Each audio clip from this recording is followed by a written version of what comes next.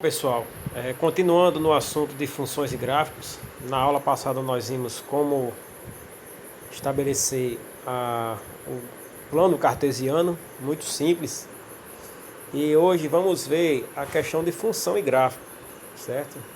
Iniciando um pouco, meio que resumindo o que nós vimos da aula passada, a respeito de função e gráfico,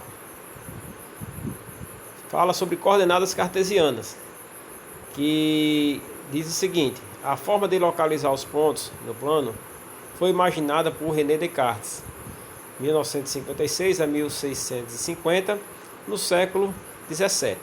O sistema cartesiano é formado por duas retas perpendiculares entre si e que se cruzam no ponto zero, repetindo aquilo que nós já vimos na aula passada, certo? Apresentando aqui, vocês podem ver aqui na imagem, no canto direito, um sistema cartesiano sendo representado com seus quatro quadrantes, como nós vimos. Continuando no texto, na quarta linha fala: esse ponto é denominado origem, ou seja, o ponto do cruzamento entre as duas retas perpendiculares, ou a origem do sistema cartesiano, e é frequentemente denotado por O. Cada reta representa um eixo e são nomeados O de X e origem de Y, ou seja, mostrando apenas aqui a origem dos pontos, certo? Aqui nós temos aqui o ponto zero, resultado da interseção entre as retas X e as retas Y, e justamente no ponto central, aqui em azul, nós temos o ponto O de origem. Basicamente isso. Então, continuando com o texto, fala que assim como o ponto P,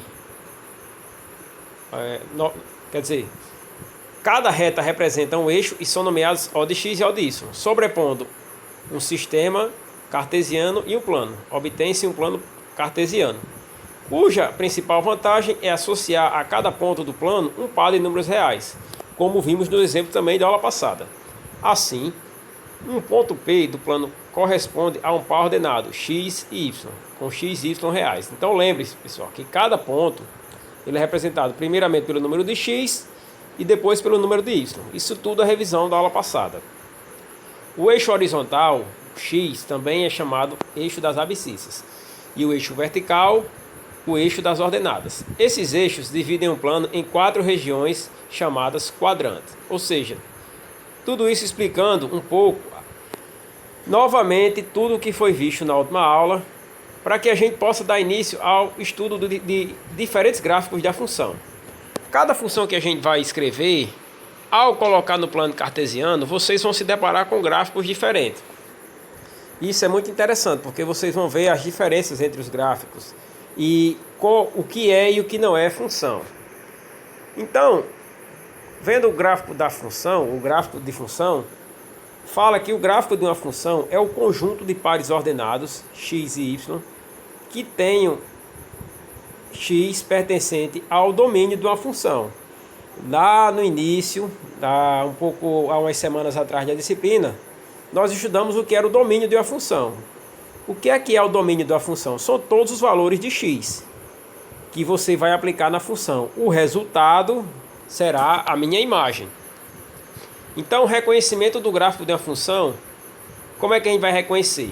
Para saber se um gráfico representa uma função, é preciso verificar se cada elemento do domínio existe apenas um único correspondente contradomínio. Geometricamente, significa que qualquer reta perpendicular ao eixo x deve interceptar o gráfico em um único ponto. Então, vejam que interessante aqui. Vocês têm um gráfico. Observem bem, vocês têm três gráficos aqui. Então, alguns desses gráficos, eles indicam que é uma função. Outro não indica função. O que é que diz aqui? Observem bem essa denominação de novo falando aqui. Geometricamente significa que em qualquer reta perpendicular ao eixo x, ou seja, uma reta paralela ao eixo y, deve interceptar o gráfico em um único ponto. Ou seja, é como se eu tivesse isso aqui. Observem bem os gráficos. Se eu fosse interceptar uma reta qualquer, vou colocar aqui de azul. essa reta, uma reta perpendicular ao eixo X, assim, ó.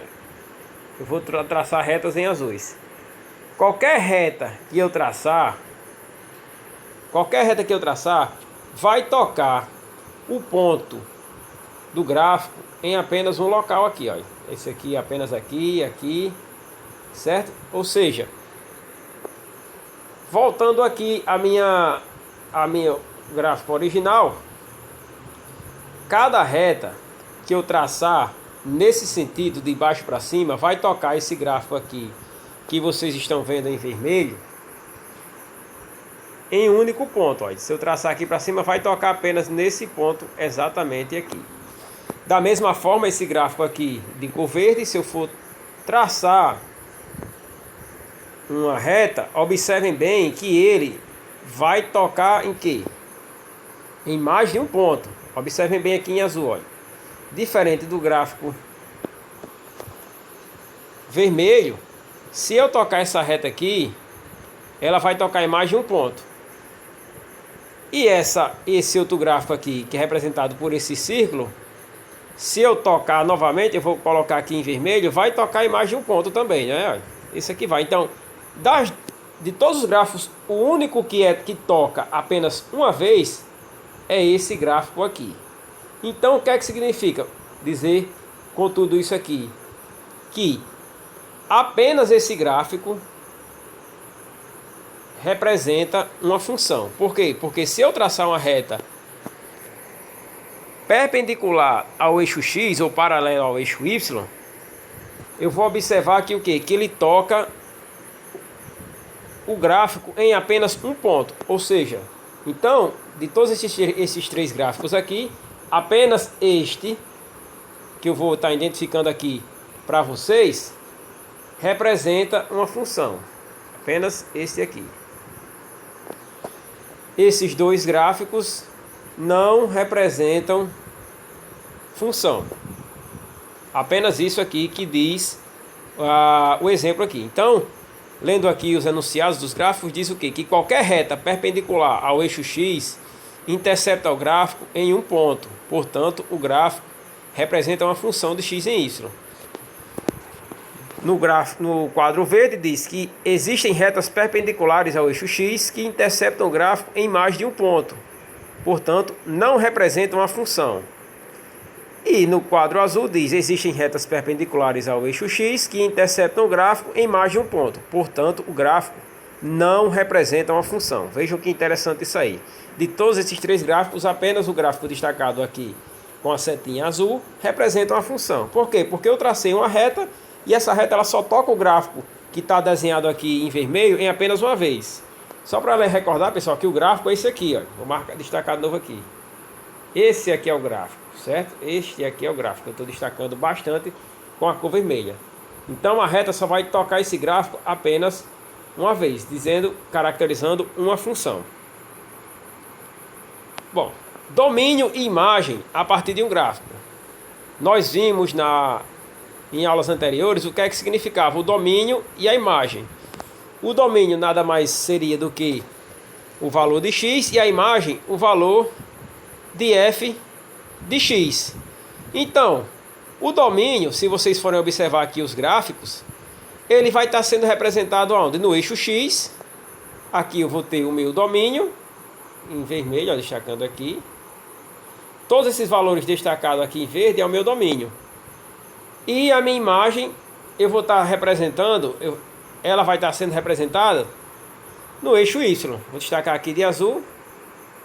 Aqui vai ser a minha imagem. Então, para cada valor que eu vou ter de x, por exemplo, se o meu x for 2, a minha imagem vai ser 5. Estou dando um exemplo aqui hipotético, colocar aqui de preto. Se o meu x foi 2, de preto aqui, a minha imagem foi quanto? Foi 5. Então aqui vai estar a minha imagem. Então, eu vou traçar um ponto aqui, outro ponto aqui, e aí eu vou fazer o encontro justamente na área do gráfico, do domínio e da imagem.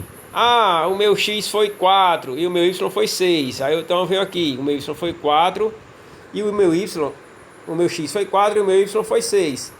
Então eu vou fazer um encontro das retas e ocorreu justamente esse gráfico. Então, a partir de todos os pontos que eu for encontrando, eu vou criar o meu gráfico. Então, aqui eu vou fazer a ligação dos pontos e vou criar o meu gráfico. Então, vocês vejam que são necessários vários valores de x e vários valores de y para que a gente possa encontrar o gráfico. No entanto, aqui apenas serve para destacar que o domínio e a imagem eles podem ser indicados no gráfico. O domínio vai estar sendo representado aqui nessa linha verde, no eixo x, e a imagem nessa linha vermelha, no eixo y.